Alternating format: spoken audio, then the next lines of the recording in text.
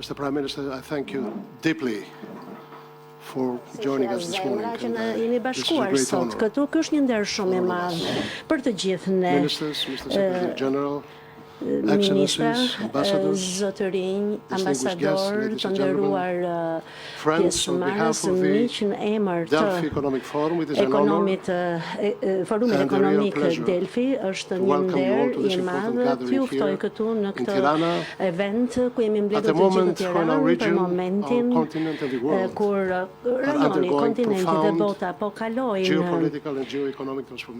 transformime të mëdha gjeopolitike dhe gjeoekonomike në një kohë të tillë. Unë mendoj se stabiliteti bëhet jo vetëm një virtyt, por edhe një nevojë strategjike dhe Republika e Shqipërisë në drejtimin e zotit Edi Rama ka dalë si një shtyllë stabiliteti në Ballkanin perëndimor, duke avokuar për dialogun, duke nxitur bashkëpunimin rajonal dhe duke mishëruar vlerat e bashkësisë sonë, familjes sonë europiane, dhe Shqipëria është një partner që shikon përpara, duke ndihmuar shumë, le të themi, paqes rajonale, dhe kjo është shumë e nevojshme. Dhe në të njëjtën kohë transformimi ekonomik i shqiptarëve në vitet e fundit ka qenë frymëzues dhe vendi ka arritur një rritje të qëndrueshme dhe ka ndërmarrë reforma që kanë mundësuar zhvillimin e bizneseve dhe e ka ngritur, le të themi, Shqipërinë në një stad ekonomik të mirë në rajon.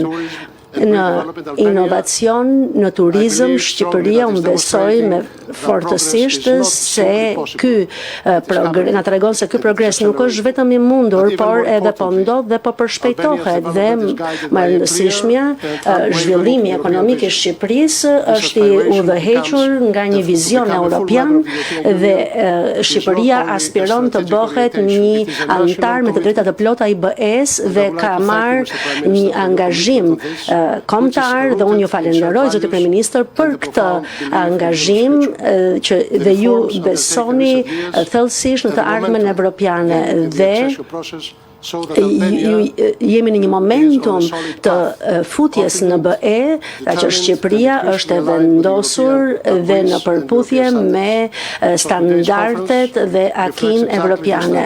Prandaj unë mendoj se ky event i sotëm tregon flet për një vend që është i gatshëm për të pranuar të gjitha reformat për futjen në Evropë.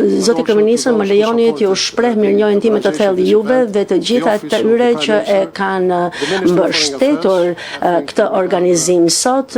Ju lutem, më lejoni të mirëpres zotin kryeministër Edi Rama. Distinguished hosts and members of the business community, friends, allow me first to thank the organizers for bringing together again this high caliber platform of ideas, encounters, and hopefully investments.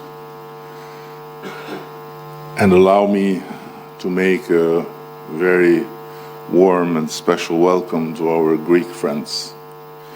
Albania and Greece have had their difficulties in learning.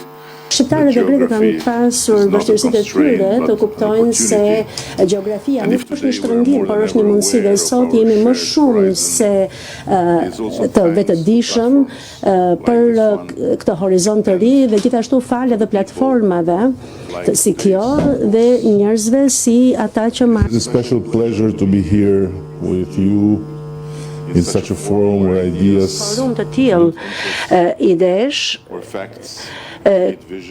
ku Shqipëria nuk është më duke parë nga qoshja, por duke qëndruar me vetbesim, të jetë ambicioze dhe largpamëse, sepse realiteti ka ndryshuar. Shqipëria nuk shihet më si një cep i largët në hartë më, por si një vend ku gjërat ndodhin, ku reformat nuk janë premtime por praktika dhe ku ndërrimet, transformimet nuk janë slogane por fakte të përditshme. Në një Europë që po rimendon arkitekturën e saj të sigurisë dhe ekonomisë, vendi ynë qëndron si një shtyllë stabiliteti, një partner i besueshëm dhe një ekonomi në rritje.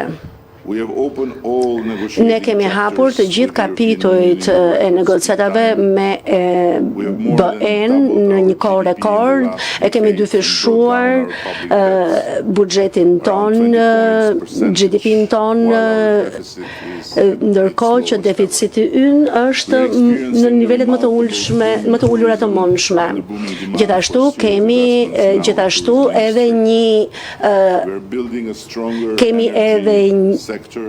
një sektor në rritje të turizmit, gjithashtu kemi edhe një sektor i cili ku po rinovojmë infrastrukturën tonë nga portet deri tek ekurudhat dhe po shtyjmë transformimin digjital me një shpejtësi marramense. Po e bëjmë të gjithçka duke luftuar korrupsionin, duke modernizuar shtetin, ndërkohë që pagat po rriten dhe industria ushtarake po rilind dhe po fillon me disa hapa shumë të mirë. Asnjë gjë nuk ndodh si aksident dhe kjo po ndodh hap pas hapi mes punës, besimit dhe historia jon e rritjes nuk është sasiore por cilësore. Ne po ndërtojmë një ekonomi që matet jo vetëm prej vëllimit por prej vlerave, prej produktivitetit dhe prej inovacionit dhe mund ta themi me qartësi këtë gjë dhe me krenari. Dhe gjithashtu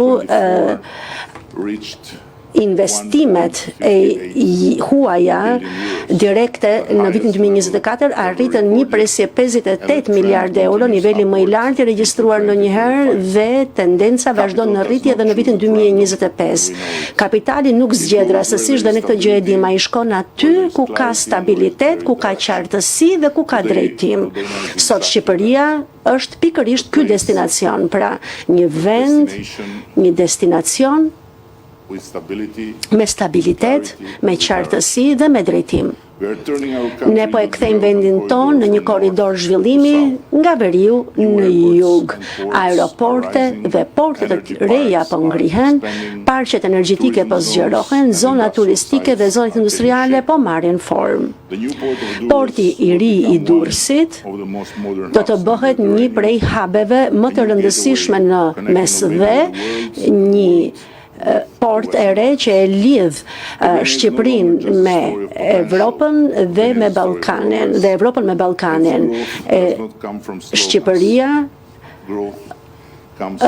ka një rritje që nuk vjen prej sloganeve, por prej reformave. Ne kemi krijuar një prej regjimeve të taksave më të mira për të me 0% taks fitimi për bizneset e vogla deri në vitin 2029. Dhe ky është një mesazh i qartë për shumë sipërmarrës që të rrisin dhe të mundësojnë punët. Shteti është partneri juaj dhe jo barra juaj. Pra, revolucioni digital ka ndryshuar mënyrën se si qeverisim dhe mënyrën se si po operon biznesi dhe shumë shpejt ne do të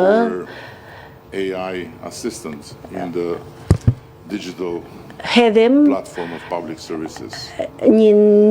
një asistencë më të mirë digjitale në platformën tonë digjitale, pra nuk do të jetë me FaceTiming, duke pyetur dhe duke marrë ato që ti ke nevojë. Pra nuk ke nevojë më për dyert të mbyllura, për dokumente të ngarkohen, pra ka nevojë vetëm për një kërkesë dhe për një përgjigje. Pra do të ketë më shumë transparencë për bizneset, më pak mundësi për rrëshfete dhe më shumë mundësi për një produktivitet të vërtet. Ky është shteti që ne po ndërtojmë, që është i thjeshtë dhe i efektshëm. Europa 2030 nuk është shpresë për ne, por është destinacion dhe busulla jonë është e qartë, drejt bashkimit evropian.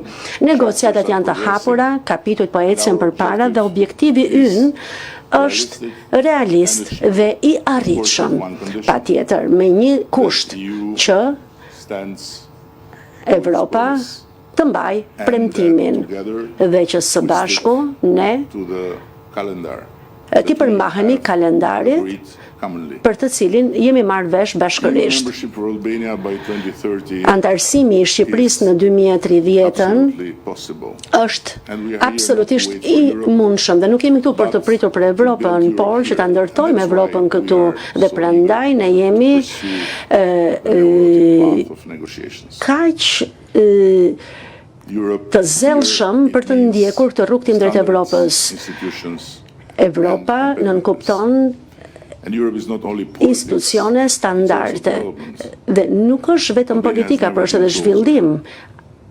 Shqipëria nuk ka qenë kurrë më afër dhe dua të përfitoj nga kjo mundësi që më jepet këtu sot, që gjithashtu të them edhe disa fjalë për investitorët. Ata duhet të kuptojnë të gjithë se momenti është tani dhe Shqipëria është gati për investime të cilësisë lartë dhe afatgjata. Ne mirëpresim partneritete që ofrojnë dijen, ekspertët, inovacionin, investimi sot do thotë që të hyjmë në tregun e nesërm dhe ne ftojmë të gjithë që të angazhohen në 4 shtylla strategjike që do të përcaktojnë 10-vjeçarin ton të ardhshëm. Energjia e gjelbër me një nga peshat më të larta të energjisë rinovueshme në botë dhe një ambicie të qartë për të bërë jo vetëm eksportues neto, por edhe nyje energjetike rajonale. Gjithashtu infrastruktura moderne që ta kthejë Shqipërinë në një kryqëzim logjistik mes Ballkanit dhe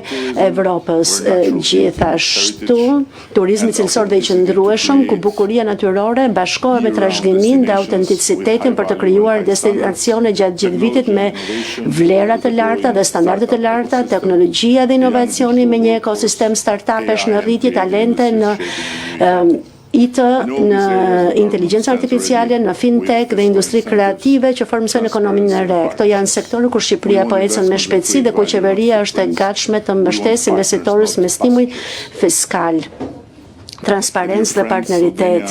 Ne duam partner dhe jo kalimtar. Zonja dhe zotërinj, Shqipëria po hyn në një kapitull të ri që është sa i pëlqyeshëm aq edhe sfidues. Dhe është një kapitull zhvillimi modern, besimi dhe ambicie europiane. Ne kemi stabilitet, ne kemi ritmin, ne kemi një shoqëri të re, plot me talente dhe me energji. Kemi hartën, kemi vizionin dhe kemi vullnetin për të ecur përpara. Dhe ftesa jonë është shumë e thjeshtë. Besoni te kjo Shqipëri që po ngrihet, investoni në këtë Shqipëri që po transformohet, bëni pjesë e historisë së suksesit që ne po ndërtojmë përpara se të jetë vonë. Dhe Shqipëria nuk është shumë e madhe, kështu që vraponi e nxitoni përpara se hapësirat të mbyllen.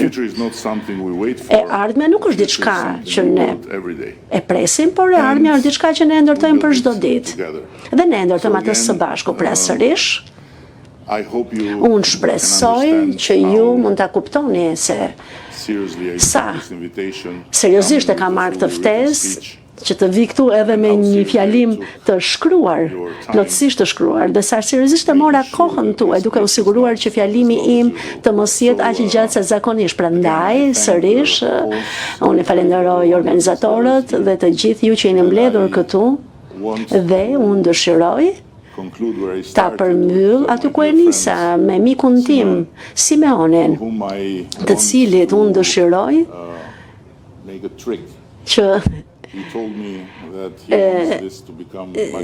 ti tregoj një truk. Ai më tha se ne duam që të bëhemi më të mëdhenj vitin e ardhshëm dhe unë dua që ta dëgjoni të gjithë ju këtë gjë. Dhe nëse nuk ndodh është faji tim, nuk është i imi. Mr. Prime Minister, I accept the challenge. Nisër e pranoj sfidën. Dhe ju premtoj se ne do ta bëjmë të konferencë një event më të madh rajonal. Do të flas me zyrën tuaj, me Ministrinë e Ekonomisë atë të punëve të jashtme, dhe unë do të bëj çdo përpjekje që të kemi dhe këtë forum ekonomik në Tiranë si një event shumë të madh këtu në Ballkan.